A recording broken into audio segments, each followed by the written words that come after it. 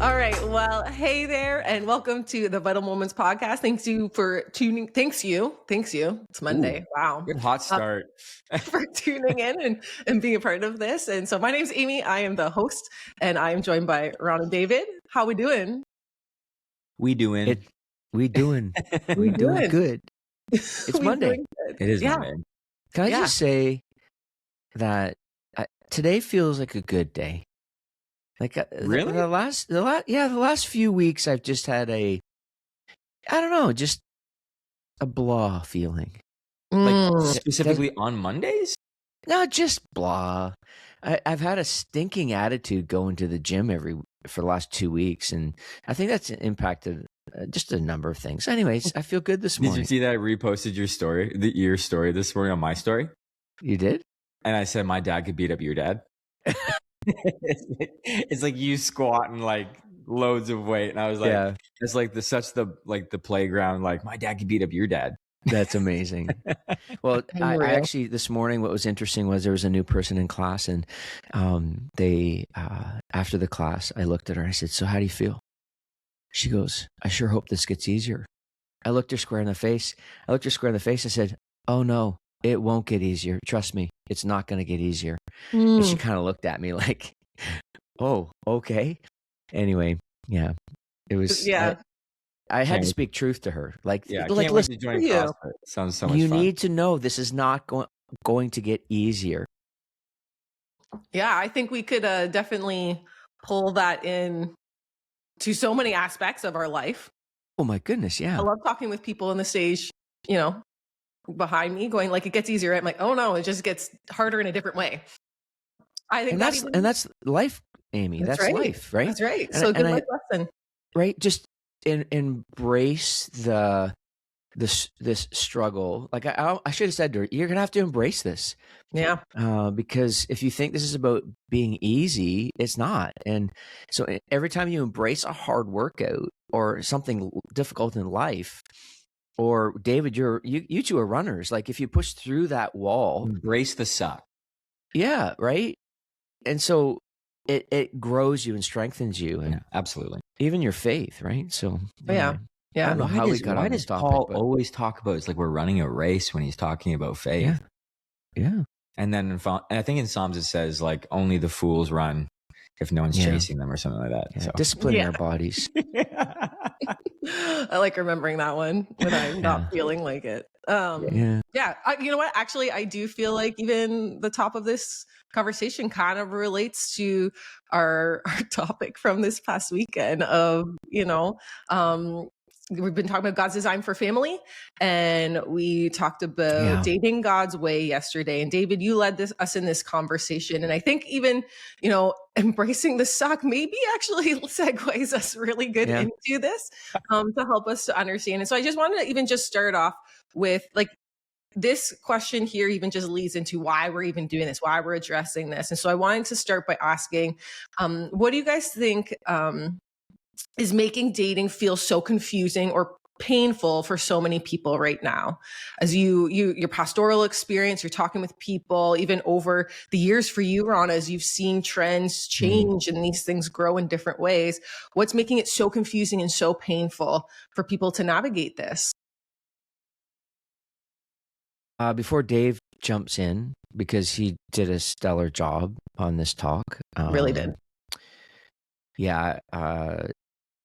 It's interesting because I think to build off of one of the points that David made in the conversation is we have lost our ability to embrace and to trust the voices around us that know us best.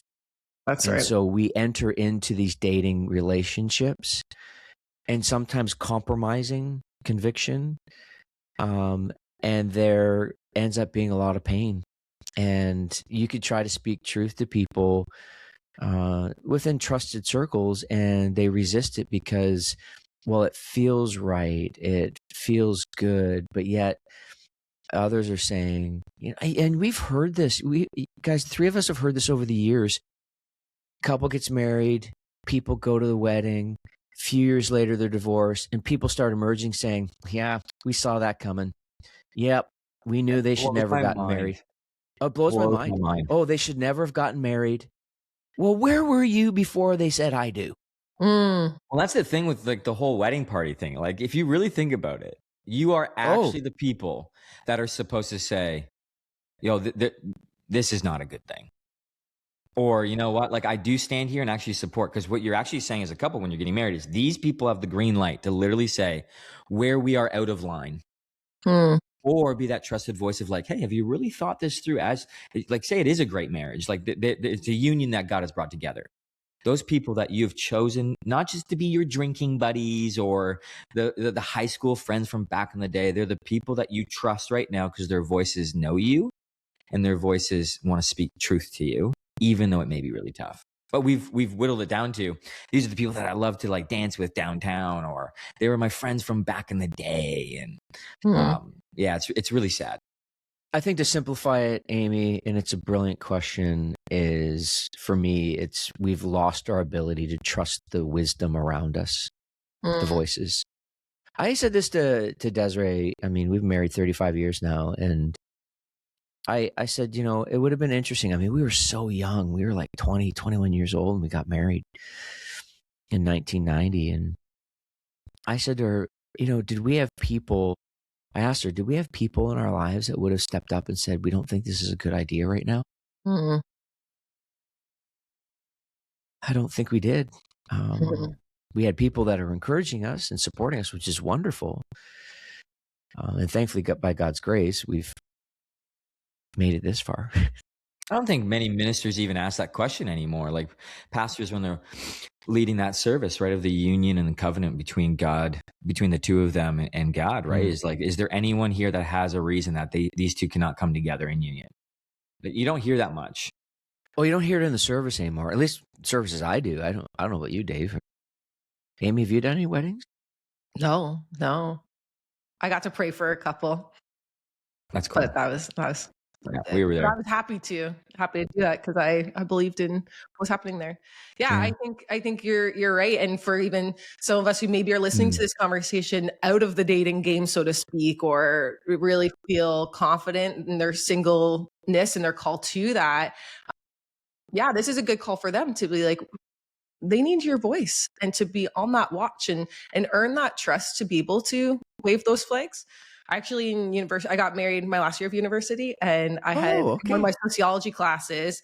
One of my professors that I really enjoyed took several classes from him in front of everyone. He knew I was getting married because I had to reschedule an exam. And in front of everyone, he's like, I have 5 questions that will guarantee you either you will make it at least 5 years or not. And in front of the class, asked me these questions about me and my husband, Jeremy. Dang. And thankfully we passed. And so, yeah, we're year 17 this year. But yeah, could you imagine though, if I had been like, answered some wrong? He's like, yeah, you're not going to make it in front of the whole class. But so Amy, anyway. I didn't know this about you. You guys got married in your last year of university? Yeah. That's cool. Yeah. We met pretty young. And how old were you guys when you got married? I was 21. So then Jeremy would have been about 24. So similar. Yeah. So it's funny having people in our lives that have been journeying with us to go, oh, it's about time you guys got married. And other people in other circles, specifically my university friends, all going, but you're so young. Like, do you really need to do this right now? So it's just interesting, again, this divergence of, not divergence, this like colliding of these concepts of helping people to understand. And David, you led us to such a beautiful place of understanding, even though the Bible doesn't talk about dating, there is a core to God's design for romantic relationships. And you led us through that conversation. So would you help us to understand or go a little deeper at core? What is God's design for romantic relationships? I want to answer your first question. Like Ron said it beautifully, but I think what really happened for me when I was teaching live in Exeter was the confusion has literally come from mixing the world's way and God's way and trying to put them together and knit them together. It's like, which never works. Like God, yes, he created this world, but he also knows it's broken, right? So he wants to restore it one day. And he will restore it one day because that's why Christ came, and he will return and he will do what he says he did and he's going to do. So we take this modern day, which is only about 120 years old, dating, which is kind of crazy, blows my mind. Mm-hmm. And we take this biblical principle of relationships, of seeking integrity, honoring not just yourself, but your family and that person, and practicing self-control. And that means self-control of not getting in bed with one another and not trying to do things of like, how far can we go? And then trying to put those together, which they will never be able to be like put together and knitted together. So it's actually constant clashing. So that's where the confusion is we're just trying to be morally good when it comes to relationships. Yeah. So that was kind of my answer to the confusion that's created for so many people, which has led to heartbreak, which has led to so much confusion. And then which has led to the three, like literally, guys, when I was doing this study, I'm like, man, these crises are wild right now. Yeah, can you just give us a quick, like, what are the three things? Because I would like to go a little deeper in each of those in this conversation. Yeah. The identity crisis is when you don't know who you are in Christ. You don't know the one who created you, who is God. You will seek your identity in intimacy. You will, like, if God's not your source, people will become your substitute. Okay? Yeah, that was good. I can't remember where I found that. But that was like beautiful to know that people become your substitute, and then you try to look for your identity in them, which they don't even know who they are. Yeah. So you're just trying to, like, what is going on? Talk about confusion, right? So you get these shows like The Bachelorette or The Bachelor where you're dating 20 people at a time and like, whoa, this must be normal. Right? Well, you're not even just dating, you're like getting in hot tubs and making out, and it's just wild. Like, next person. Not that I've seen it. Yeah. I watched all 20 seasons for my studying this week. Yeah, that's right. No, I didn't do that. I'd did the hard work. myself in the foot. But yeah, and then you have when you don't know who you are with your identity and you seek intimacy, leads to your heart being unguarded, which the Bible's so clear on. Like Paul talks about the heart. Proverbs is filled with talking about wisdom of the heart. It says above all else in Proverbs, guard your heart, not your money, reputation, or anything, those things. When you don't know who you are and you have a heart that's fragmented, you just start tossing it around to anyone that likes you on a dating app right now. Yeah. Right? And then you're just like, there's pieces of me everywhere. And then you maybe find the one that you like are sensing might be the person that you're going to walk with in life and faith. And I say this strategically in life and faith, because the Bible assumes that if you are a follower of Jesus, you will attach yourself to someone that is a follower of Jesus. Right? And then when you have your heart all over the place, you're trying to collect it, like get it back, right? And you have to have these really hard conversations with this person that you are now hopefully going to tie yourself to for the rest of your life in faith, and have these really hard conversations of like, here's where I've been. And thankfully the Lord redeems these things. Like my wife Hannah is a saint with the things that she's had to go through with me of talking through my past, right? But then if you don't have an unguarded heart, it comes into, guess what? We're just going to pleasure seek. Yeah, that was your third one, right? Yeah. That's the big crisis right now is a lot of people started calling it hookup culture, which I don't think actually really speaks to the depth. We are looking for pleasure. And God's actually designed pleasure to... Yeah, to recognize that this is good. This is actually a good thing. This is a good thing, and the world has perverted it. Yeah, and this, you didn't say this, but the three of us have had these conversations, like just in passing in the office and that type of thing. But if you seek pleasure within the dating relationship as the primary connector point, in the sense of just like, I've talked to a number of couples that have ended in divorce, and the guy would say, well, the sex was so good when we were dating, and that was the problem, is that the sex confused the dating process, and because he had given his heart away to this person, and it confused whether or not they should get married and spend life together. And that's why you said so clearly is that the sex is reserved within the marriage, the covenant of marriage between a man and a woman, is that, and that's God protecting us. There's other things that you can develop in the dating relationship that strengthen the future of the relationship. Amy, I think it was Jeremy, your husband, one day we were talking about something and about couples that they're, I don't know what it was. And he said, oh, they're just behaving as a married couple, doing things that are reserved for marriage, but they're doing it in dating.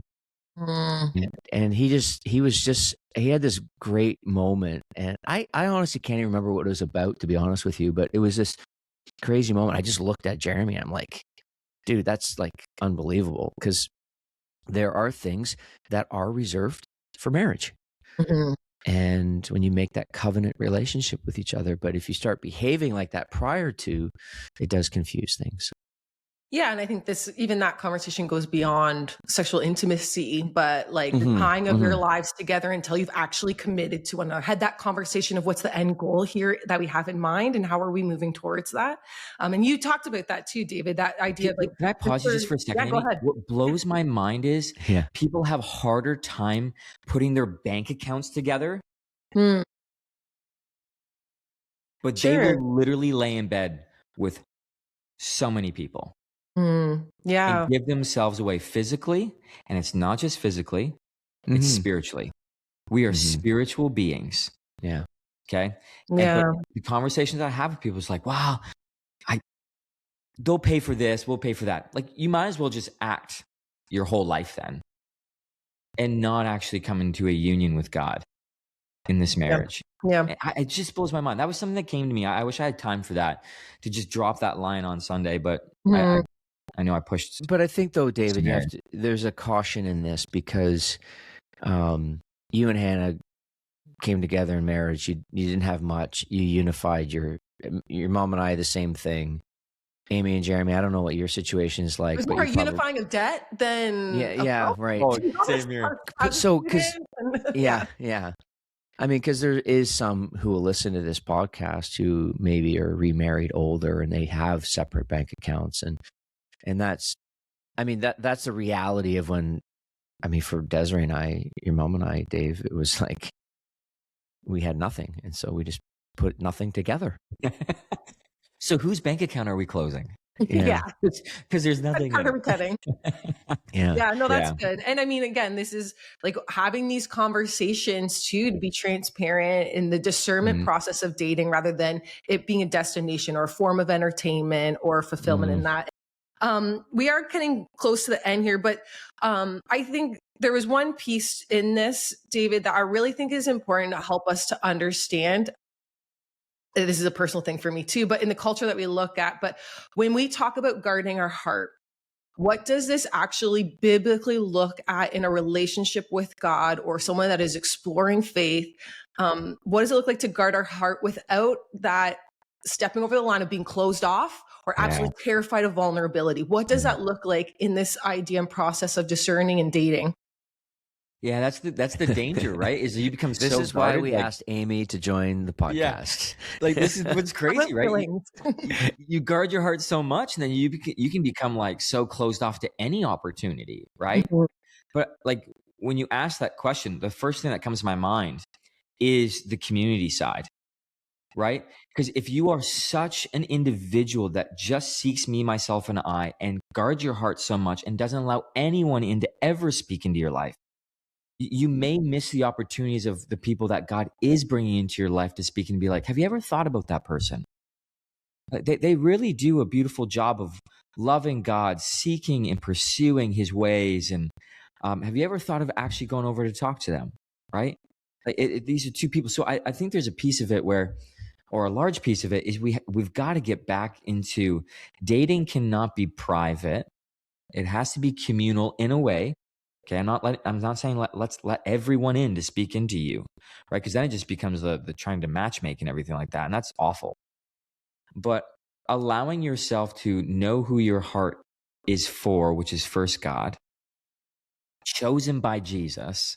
Let's remember, we didn't choose him; he chose us, and then empowered by the Spirit to allow the community, the right people, to come into your life to say, you know what, I think you're at this point where you need to start exploring what does it look like to be in a dating relationship that's going to seek marriage and honor God with everything. That's the first thing that comes to my mind. If you become an individual that just guards your heart and doesn't allow anyone in, it'll be very hard for you to ever find someone. Yeah. So that starting point you're saying is in community. It's in community. It's before you even dip your toes into It's in community. a dating pool or idea. It's, are you vulnerable and find safety and not closed off in your relationships? Ron, what are you pondering over there? Yeah, I would add, Amy, to this, where to guard your heart is to make sure that your heart is captured by the one. Love the Lord your God with all your heart, right? And so I think if my heart is captured by my love for Jesus and the consistency of walking with him, then I will be aware and protective of who I'm so quickly willing to give my heart to. Yeah.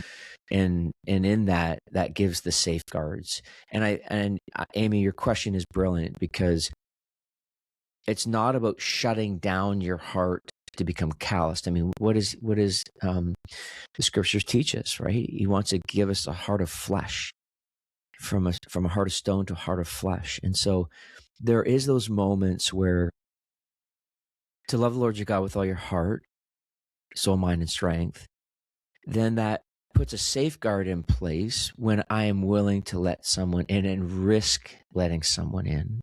Because you're right, Amy, we don't want to be closed off. We all of us have shepherding moments. The three of us have shepherding moments in the life of our church with people, and we see the stories of people who have shut down their hearts, and for in some cases very good reasons, because they've been so hurt, and so damaged. But there's still that piece that we must be willing to risk that. And I think what David did so brilliantly in this talk was just really making sure that you understand where your identity comes from. I've been thinking a lot about this singleness conversation coming up this week, and we could just replay this talk and use it for singleness, in the sense of just understanding where your source is, right? Now, thankfully, the Bible does actually talk about singleness, so you got a little to work with there. Oh wow, you got an easy week, eh? So easy week. I don't know about that. Okay. I actually, funny enough, I do have finally an easy week. I said to my assistant this morning, I'm like, I've got 2 days to write this talk. It better be good. So good. There you go. Well, now you said it there, so everyone will be anticipating that. We are a little bit over, but I do want to just land, like, if in one sentence you have 10 seconds to encourage someone in the area of this who's maybe lost hope, what would you say to that person who's lost hope in this area? Either maybe they've gone too far, or they just can't seem to find someone they align with. What would be, you have 10, 15 seconds to pastor them in that moment. Or your best one-liner, two-liners. We're short on time here. So what would be that thing that you would hope that they would walk away with, or encourage them in this conversation? I would land with the quote at the very end of the talk. If you've lost hope, if you are tired, if you are frustrated, if you are in pain, because the world has created so much confusion around this, and even for the people that have, like, I had one woman come up to me, she goes, I did it all right the first time. Why would I even try the second time? Yeah. And I would land with this quote. You have made us for yourself. It's Augustine talking to God. You have made us for yourself. And our hearts are restless until we rest in you. If you have lost hope, rest in him. If you are confused, rest in him. If you are frustrated and angry, rest in him, because his yoke is easy and his burden is light. I think that's a great way to end this. I love that rest. I think, you know what, that's something that is for all of us. All of us, it doesn't matter what stage of life that we're in. I think that's an important thing for us to walk away with. So I want to not throw up, but I want to put out, I'm feeling great today. I'm not going to throw up. It's so good I want to throw up. The concern I would have is people hear this talk and quickly run and make some big decisions. Yeah. Slow down, seek God, get counsel, get wisdom from others. If you're in a dating relationship and you're a follower of Jesus and they're not, be cautious of, well, I'm just going to date and evangelize and they're going to come to Jesus. Be careful. Don't compromise your conviction. I watch people do this all the time. I love Jesus. I love Jesus. And then they meet someone, they get enamored by them and struck by them, and but maybe they'll come to Jesus. Be careful. So there's a lot of this that I think we just have to pace ourselves, seek wisdom, be cautious, because there's a lot of good stuff in this talk, and I just don't want people to knee-jerk reaction to it. That's right. I think we have lots of pondering to do as we close out this series in a few weeks. But so join us again next week for the conversation and the podcast follow-up of singleness and what that looks like and what the Bible has to say and the beautiful image that God has around this idea. So really looking forward to that. And thank you so much for listening, guys. You'll hear us. We won't see you, but you'll see us next time. Thanks, Amy. Guys. Thanks, Dave. You guys.